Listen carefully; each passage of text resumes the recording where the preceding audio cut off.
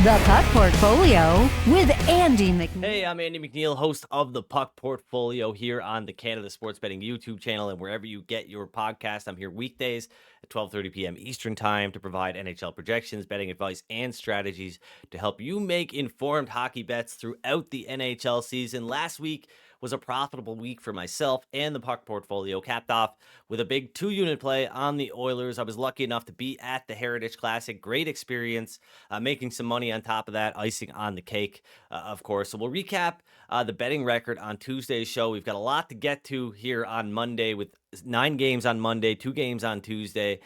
So if you enjoy the content, please like this video and subscribe to the Canada Sports Betting YouTube channel right now. Also, if you're thinking about signing up for one of the many sports books that are available to Canadians, please check out canadasportsbetting.ca to find sportsbook reviews and offers. The link is in the description below. All right, time for a schedule breakdown. If you've been here before, you know the deal. I show you how many days rest teams have across the league, give you a little bit more context with the load column. Of course, you see there the Vegas Golden Knights, they're playing their 3rd game in 4 nights, but everybody pretty much rested across the league. Nobody playing back-to-back or anything like that. So a pretty rested night for teams across the league, but you can take a screenshot of this if you want to look at it a little more closely. I won't spend a whole lot of time on it because I do factor this into my projections, which we will get to right now. The Florida Panthers at the Boston Bruins. Now, we still don't know if Sam Bennett will suit up for the Panthers on Monday. It looked like he was going to return on Saturday, but that did not happen. Bennett has not played since the preseason. Regardless, though, it won't make much of a difference one way or another, not from a betting perspective, because the projection model has the Boston Bruins priced at minus 160. And given that Florida's odds are plus 135, there wouldn't be enough of a shift the other way to justify betting on the Florida Panthers. I've got Linus Ullmark and Sergei Bobrovsky projected to start for their respective clubs in this one. The Carolina Hurricanes at the Philadelphia Flyers. Look, the Flyers, they were a good bet against early odds, which were around the plus 180 area on Sunday. Now the Flyers, they're down around plus 155. I know the Hurricanes, they have not really got it going yet, but they're getting healthier. They're starting to look a little bit more like themselves. Frederik Andersen, Sebastian Aho, and Andrei Svechnikov, of course, missed some time. They're all back in the lineup. And the projection model makes Carolina a minus 163 favorite, so a little bit higher than that, plus 155.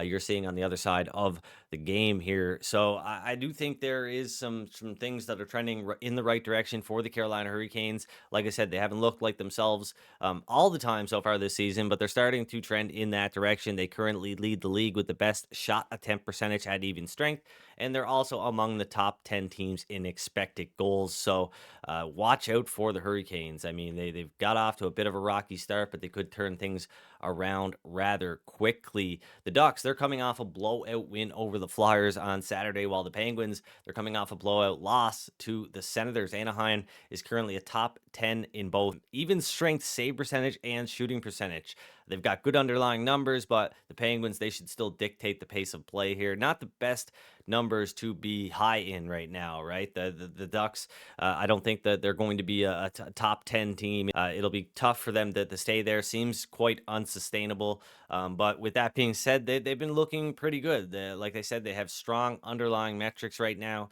The Ducks, I think they're a bit of a value bet at plus 215 or better, but it will only warrant a quarter unit play, 0.25 units at plus 215 or better. And that number, not really anywhere close to widely available at this point. So no bet on the Ducks, but that's where I would cut it off at. The Detroit Red Wings at the New York Islanders. I do have a bit of money on this game. Look, I won some money on the Red Wings through the first couple of weeks of the season. But I've given it back, or a lot of it back, over the last week or so. So I'm making a small bet on the Detroit Red Wings today in Long Island. I do think that the Islanders, they're kind of back to their usual BS. And what I mean by that is that they grade out poorly through metrics like shot attempt and expected goals percentage. But they're outscoring teams thanks to rock solid goaltending from Semyon Varlamov and Ilya Sorokin. So Detroit is a middling team with one great line, DeBrincat, Larkin, and Raymond. They've got maybe one good line after that, and that's it. They are a one-line team, and we can call them that. But they still got some good pieces spread throughout the lineup, including goaltender Ville Husso, who I think gets the start in this one. The model doesn't think Detroit should be priced any worse than plus 121, so I'm risking 0.5 units on the Red Wings at plus 130. 132, which is the current line at North Star Bets. I don't know why I keep banging my head against the wall here with the Red Wings. Maybe because it feels pretty good when it stops, but we'll see. We'll hope the Red Wings can get the job done for me this time around. The New York Rangers, they're in Winnipeg taking on the Jets. Controversial win for the Rangers in Vancouver over the weekend, but a win nonetheless. The Rangers, they're rolling. They've got 4 wins in a row, 6-2 on the season straight up. Winnipeg, they've been on a bit of a roll too, but they won 3 of their last 4 games before dropping their recent shootout loss to the Canadiens. But Connor Hellebuck was not in goal for that one, so he's going to be fresh for this one. I think Winnipeg grades out slightly better than New York in some areas like offense, but there's a lot more raw talent and a lot more to work with here on the Rangers.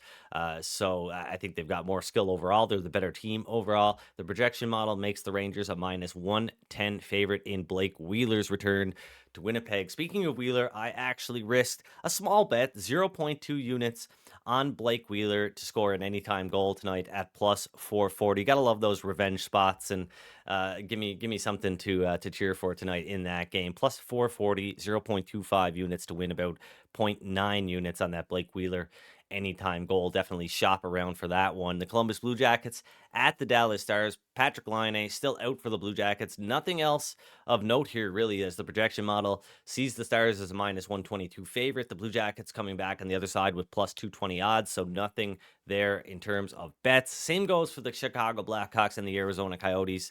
This game between the Hawks and the Yotes, the projection model has Arizona as -169 favorites. The sports books, though, they have Arizona as a -195 favorite. The Hawks coming back on the other side, +155. So I'm right in the middle. No bet. Montreal at Vegas. Of course, the Canadiens, they're without Mike Matheson and David Savard, 2 veteran defensemen that they could really use in their lineup, especially in a game against a team like the Vegas Golden Knights. The model has the Vegas Golden Knights projected as -231 favorites.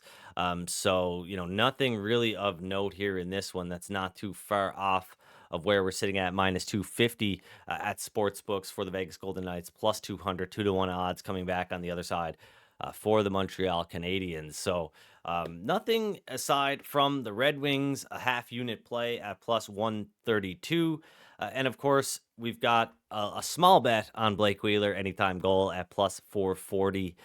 0.2 units, but I will get into some Tuesday bets. I've got one bet on Tuesday. Happy Halloween, of course. I can't wait. I can't wait. I love getting out trick or treating with my son. I'm sure all of you, if you don't have kids, I'm sure you still like the Halloween festivities because hey, it's a lot of fun. So I'm happy to only have 2 games on Tuesday. It'll give me a little bit of a chance to get out trick or treating and make sure to not to leave the door unattended for too long. But we've got the LA Kings at the Toronto Maple Leafs, and I think it's probably about time that we put some respect on the Kings name, right? I mean, they're off to a rocky start at first, but they've won 4 of their last 6. They look pretty good doing it.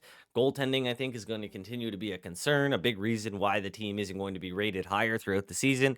And Toronto has had some time to rest here after getting back from their recent road trip, which ended with a shootout loss to the Predators. Thank you, Roman Yossi. But the Kings have had 2 days off as well, so no real advantage there. And the projection model prices the Maple Leafs at -145 on the money line. So we're seeing -175 on the money line at North Star Bets right now, +143 coming back on the other side for the Los Angeles Kings. So realistically, I'm a lot closer to betting on the Los Angeles Kings. If that price ticks up, maybe 10 cents more, I will start to consider it. But right now, Smashville is my best bet. And look, I'm probably too hard on the Canucks, but they rank 23rd in expected goals percentage, and they rank 2nd in shooting percentage and 3rd in save percentage. Do you see how that's not quite adding up? This team is being carried by the percentages. Yeah, they've got a ton of raw skill. They've been playing better. They've been playing hard. They're way more competitive than they were in the past. But I just don't quite get this one right now. We're seeing the Predators as high as +137 at some shops. I locked the Preds in at +133 earlier this morning for 0.93 units.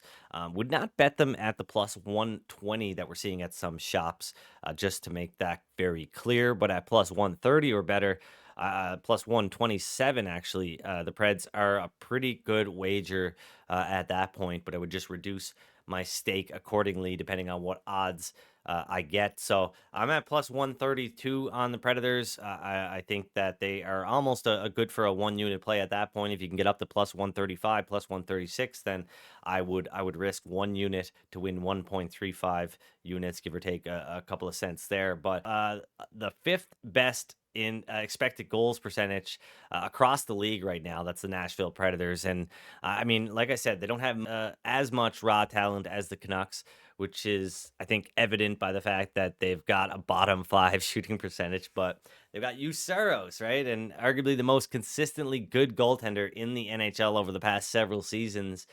They're coming off a big win over the Maple Leafs. Like I said, thank you, Roman Yossi, for that one. But I'm going to bet on them to beat the Canucks here at plus 133 because my model says the Predators should be priced around plus 119. They can outscore teams. It's going to be tough. It's not going to be easy. But given their underlying metrics and their great goaltending, Nashville has the ability to beat teams. And just, given how close the recent game between the Canucks and Predators was in Nashville last week, I was a little bit surprised to see Vancouver open up as big of a favorite, although they did get the win. I don't think that's enough to justify this big of a move. So Nashville, I think, should be priced around plus 119. And if you can get anywhere close to plus 130, it's a pretty good bet on the Predators. All right, that does it for Monday's episode of the Puck Portfolio. Detroit plus 132, 0.5 units. The Preds plus 133, 0.93 units. And Blake Wheeler anytime goal plus 440.